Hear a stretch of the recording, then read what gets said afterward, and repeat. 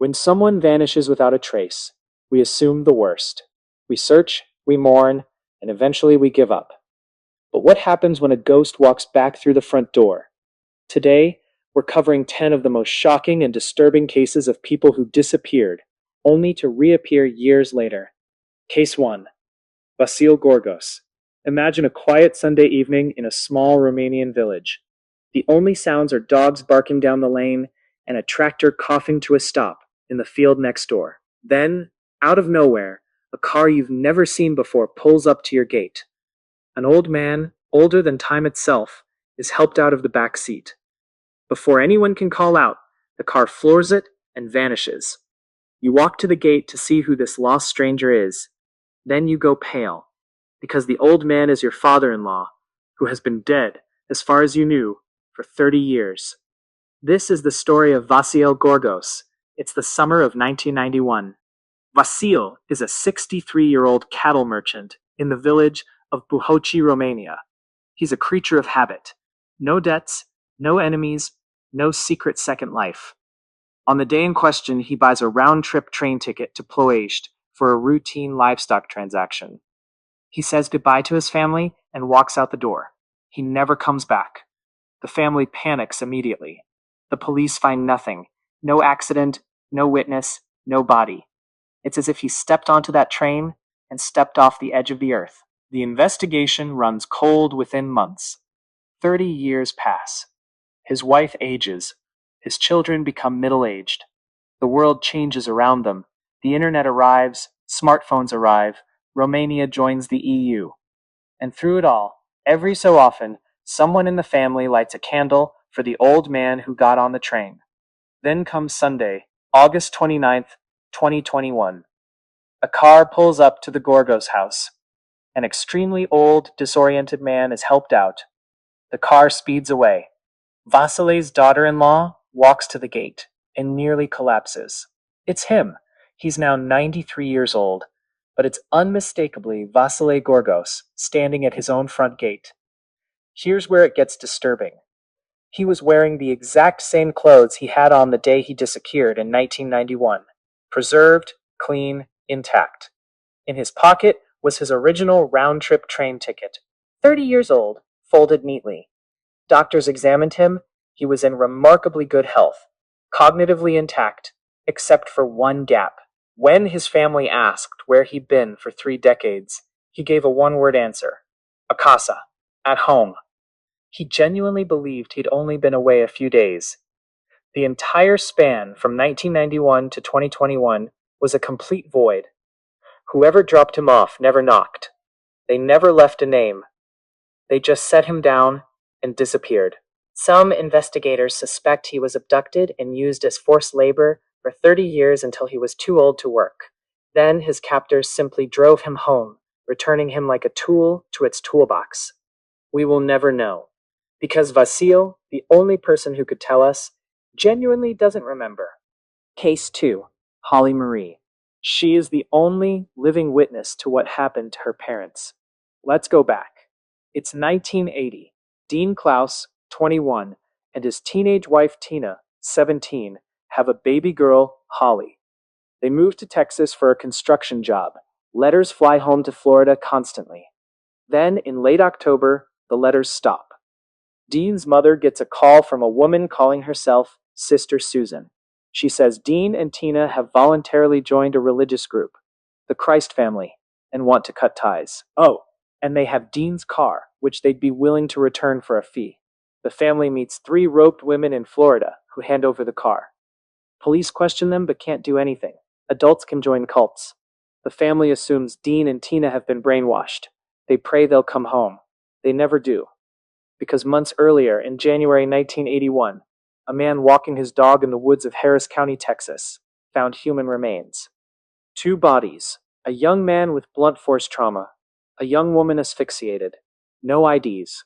They became a John and Jane Doe for 40 years. In 2021, forensic genealogists identified them. The young man was Harold Dean Klaus Jr. The young woman was Tina Gail Lynn Klaus. They hadn't joined a cult. They'd been murdered. And their baby daughter had been handed to a church in Arizona. The pastor who received Holly raised her, adopted her, gave her a loving home. In 2022, investigators traced the adoption, found Holly living in Oklahoma, 42 years old, a wife, a mother of 5, a grandmother. She had no idea her parents were murdered. She met her biological family over Zoom on what would have been her father's birthday. The killers, the robed figures from the Christ family, have never been charged. Sister Susan has never been brought to justice. Somewhere out there, the people who beat a 21-year-old to death and strangled his teenage wife are still walking free. Case 3. Gabriel Nagy.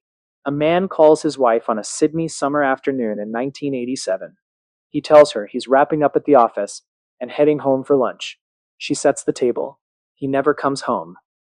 Days later, police find his car, completely burnt out, a blackened shell in a rough suburb. No body inside. His wife and 2 young kids spend the next 23 years assuming he was murdered. This is Gabriel Nagy, a working professional, a husband, a father. No criminal record, no debts, no mistress. Clean.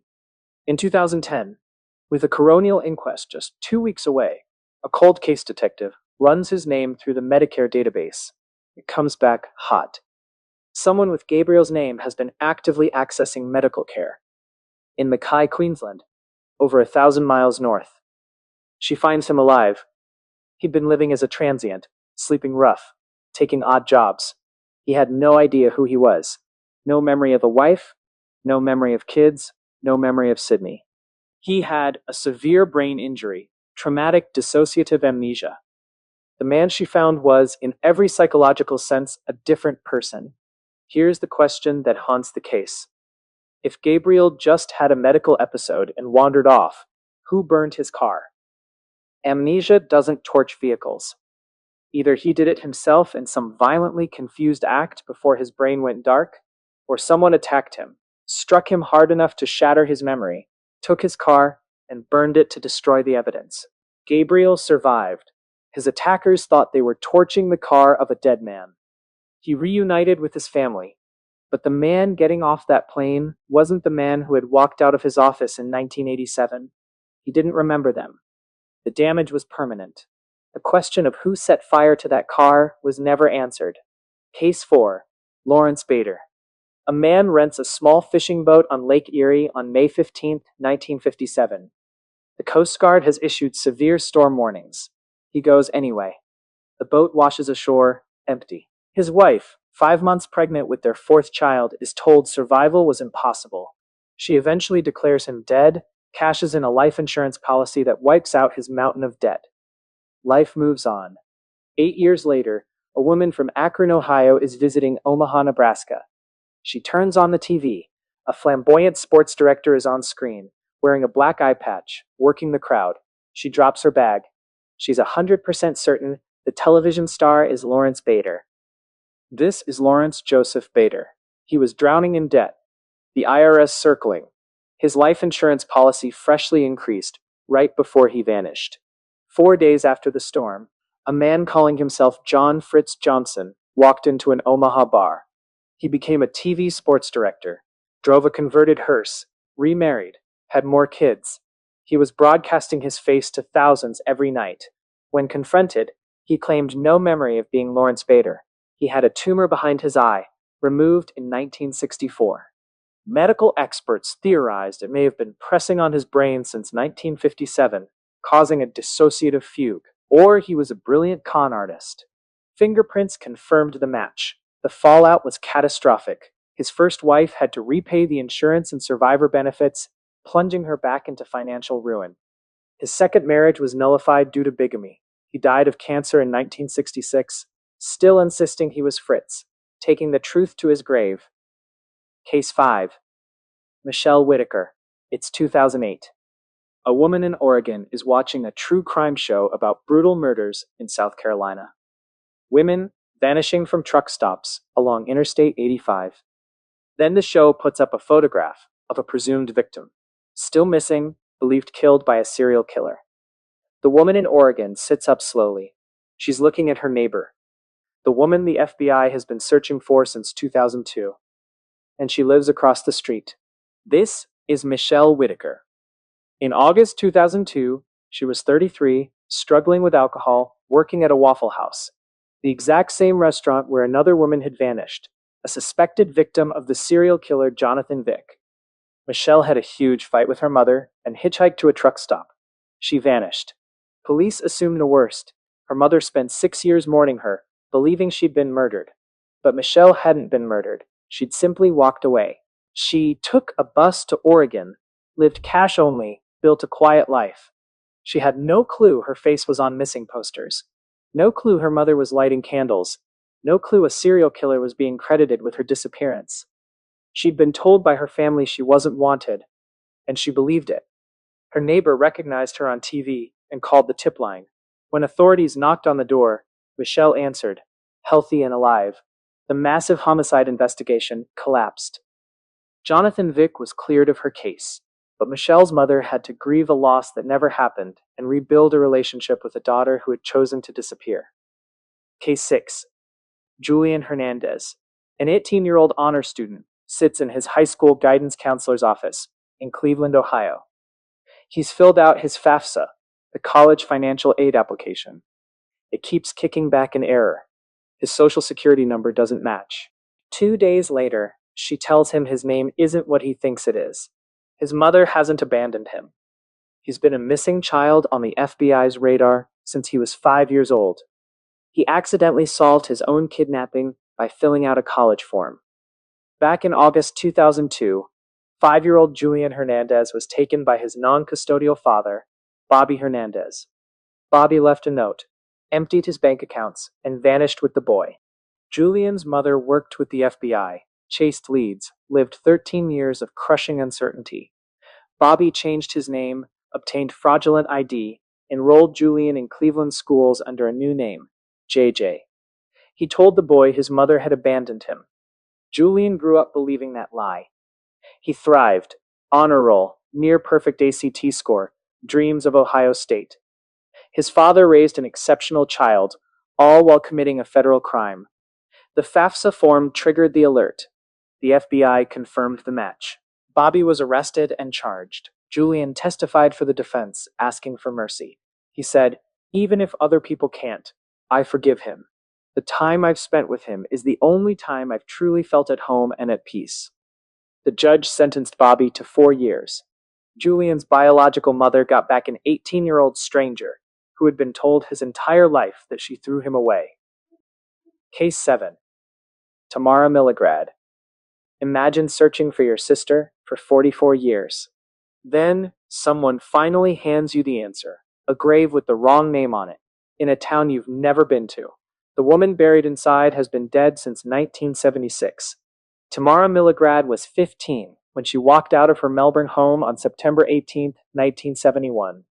She told her mother she was going to the Royal Melbourne Show, a massive fair. She walked into the crowd and never walked back out. No clues, no footprints, nothing. Her family spent decades in a living nightmare. She'd reinvented herself, changed her name, bumped her birth year up by 3 years, became legally an adult. She drifted into rural Victoria, fell in love, had 2 children. In 1976, she was killed in a car accident. Her baby daughter, Corinna, was 8 months old.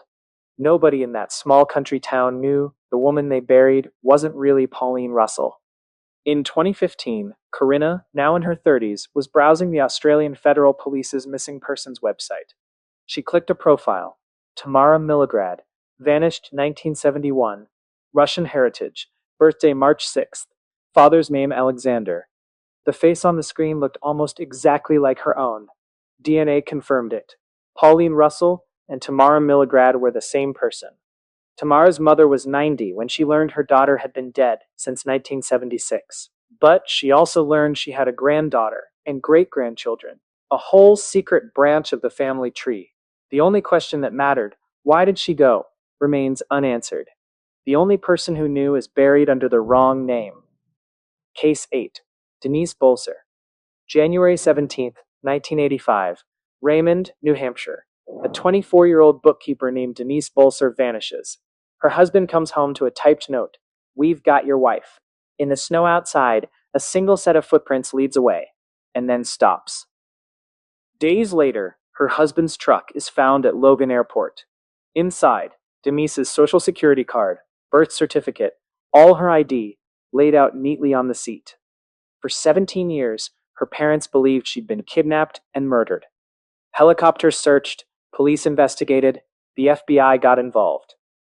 Then, in 2002, she was found alive in Panama City, Florida, living under a new name, working as a bookkeeper. When police knocked, she crumbled and admitted the truth.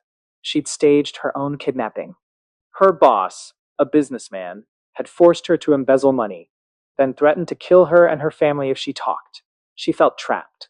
If she went to police, she'd be the one arrested.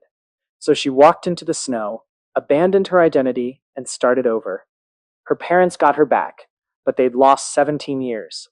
Her old boss was dead by then and never faced justice. Case 9. Dr. William Bates. In 1902, a respected New York eye surgeon named Dr. William Horatio Bates walked out of his brownstone, told his wife he'd be back in a few days, and vanished. His wife searched for years. He was found in London 6 weeks later, emaciated, claiming no memory of his old life. She brought him to a hotel. 2 days later, he walked out again. 8 years later, a New York doctor found him running a clinic in North Dakota.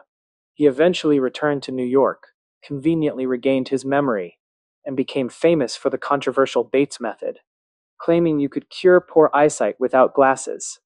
Was it a genuine dissociative fugue, or a man who knew the only socially acceptable way to leave his life was to have a medical excuse? He took the truth with him. Case 10. Lucy Johnson, September 1961, Surrey, British Columbia. 25-year-old Lucy Ann Johnson vanishes. Her husband, Marvin, doesn't report it for 4 years.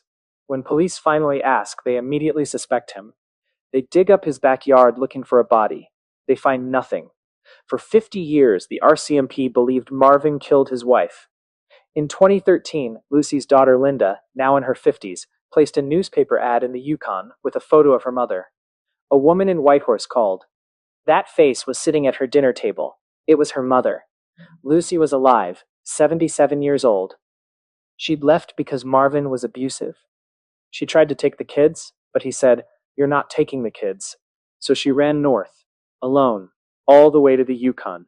She built a new life, a new family. Marvin had let the world think he was a murderer, rather than admit his wife left him. Linda forgave her mother and moved to Whitehorse to be near her. These cases share one truth. Disappearance isn't always a crime. Sometimes it's survival. Sometimes it's a broken brain, a broken system, or a broken heart. The people who vanish often have reasons we'll never fully know. And sometimes the scariest thing about a missing person's case isn't that they never come back. It's that they do, and they bring a void with them, full of questions that can never be answered. And remember, somewhere out there, someone is still holding the other end of a story, and they're never going to tell.